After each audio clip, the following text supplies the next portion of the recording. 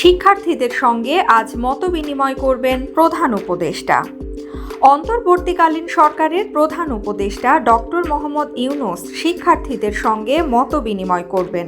আজ রবিবার বেলা 11:30 থেকে দুপুর 1:30 পর্যন্ত প্রধান উপদেষ্টার কার্যালয়ে শাপলায় এ মতবিনিময় সভা অনুষ্ঠিত হবে। অন্তর্বর্তীকালীন সরকারের প্রধান উপদেষ্টার প্রেস উইং থেকে এ তথ্য জানানো হয়েছে। এর আগে গত 12 আগস্ট রংপুরের আবু সাইদের বাড়িতে যান অন্তর্বর্তীকালীন সরকারের প্রধান উপদেষ্টা ডক্টর মোহাম্মদ ইউনূস।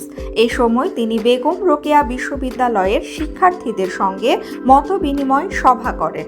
এছাড়া গত 8 আগস্ট থেকে ফেরেন ডক্টর মোহাম্মদ ইউনূস।